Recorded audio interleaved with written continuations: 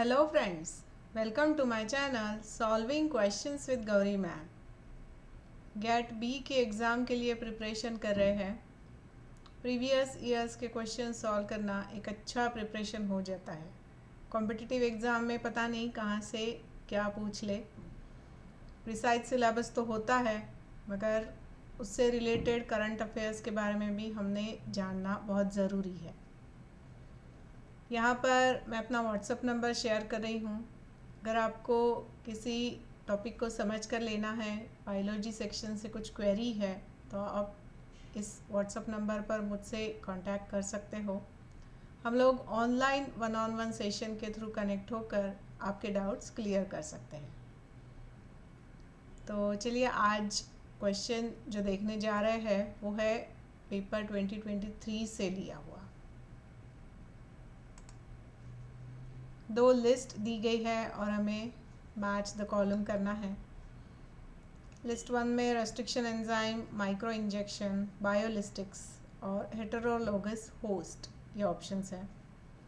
List 2 में recombinant protein, molecular scissors, animal cell and gene gun, ये options हैं। तो बेसिकली जेनेटिक इंजीनियरिंग इस सेक्शन से ये क्वेश्चन बनाया गया है।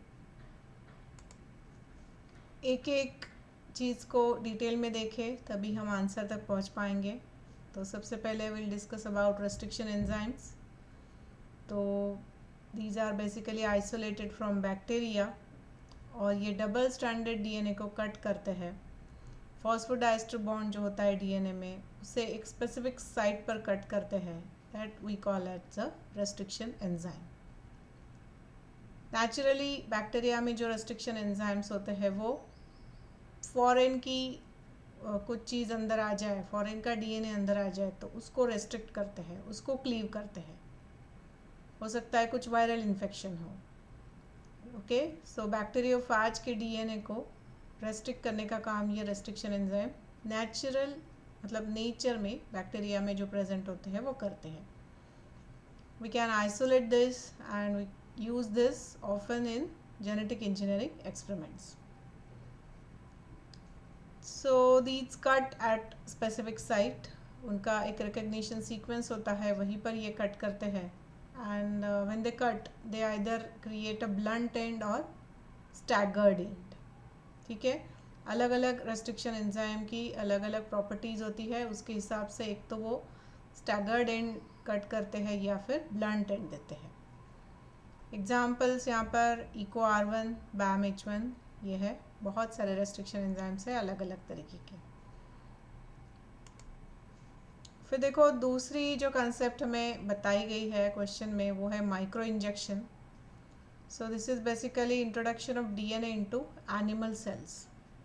तो यहाँ पर एग्स में, oocytes में, एम्ब्रियोज में या फिर प्लांट प्रोटोप्लास्ट में भी डीएनए इंजेक्ट किया जा सकता है।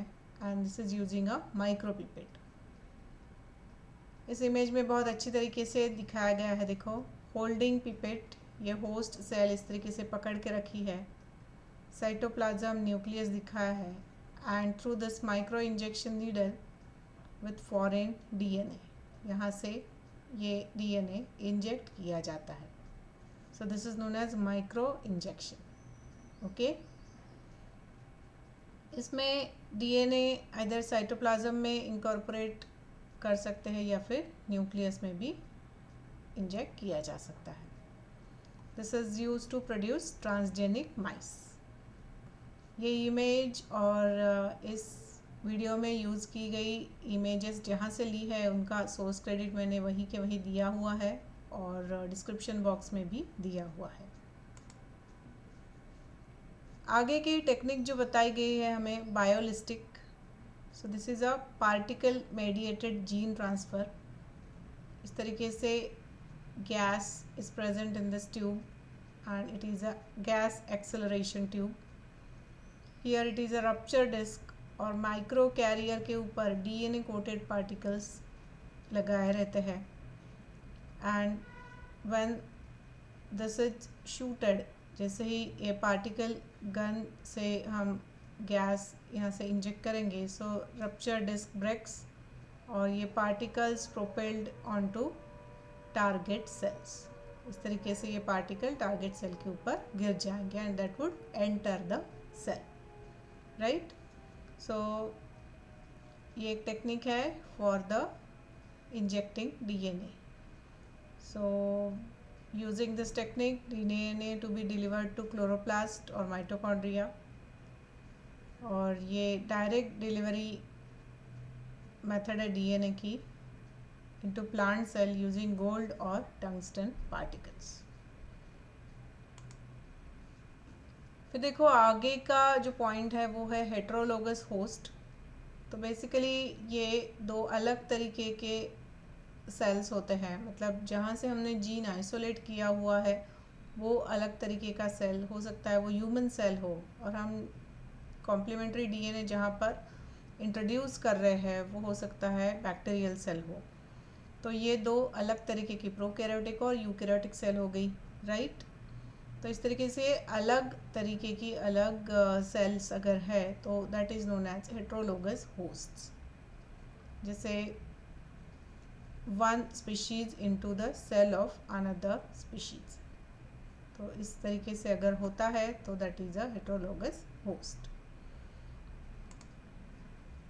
तो ये चारों चीज़ें समझने के बाद हमें आंसर मिल जाता है। देखो ए का सेकंड मतलब रेस्ट्रिक्शन एंजाइम और मॉलिक्यूलर सीजर्स वो कट करते हैं ना, इस वजह से micro injection is nothing but animal cell.